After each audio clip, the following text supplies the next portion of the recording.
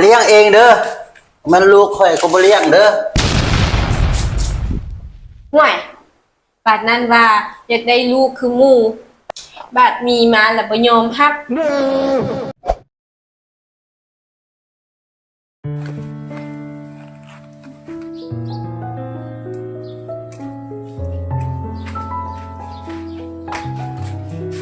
เมียข่อยกลับมาหาลูกแล้วข่อยสิเลี้ยงลูกช่วยเจ้าแล้วบัดนี้นะเจ้าสิกลับมาให้หยังลูกข่อยก็เลี้ยงเองได้อยู่แล้วเจ้าบ่จำเป็นจะต้องกลับมาเลี้ยงลูกใส่ข่อยดอกลูกข่อยเลี้ยงคนเดียวได้โอ้ยข่อยขอโทษ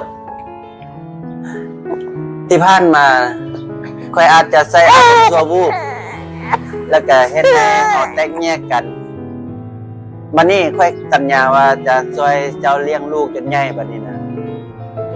ไสจะว่าลูกหน้าบ่คือเจ้าแล้วเจ้าสิบ่เลี้ยงแล้วแบบนี้สิขอออกกลับมาเลี้ยงซอยข่อยเฮ็ดหยัง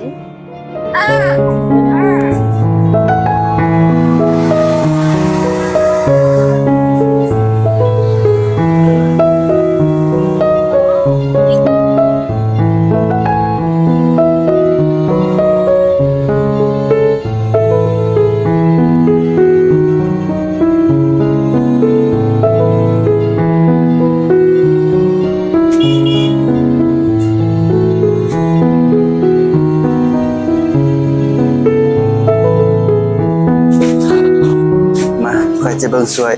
บ่ต้องเข้ามายุ่งจ้ะนะข่อยเลี้ยงเองได้ดอกลูกข่อยน่ะจะให้ข่อยเลี้ยงนำแดลูกข่อยก็คิดฮอดก็สิมาคิดฮอดหยังตอนนี้ทั้งที่ปะข่อยเลี้ยงลูกผู้เดียวตั้งว่า3 เดือน 4 เดือนแล้วบัดนี้ข่อยก็กลับมาแล้วเด้จะอยากให้ลูกเฮามีปมบ่ว่าลูกบ่มีพ่อสินะลูกสิมีพ่อหรือบ่มีพ่อมันบ่สำคัญดอกขอแต่ว่าลูกใหญ่มาแล้วเป็นคนดีค่อยก็พอใจแล้วจะมาได้ทางไหนจะกลับไปทางนั้นโลดค่อยบ่ต้องการจะแล้ว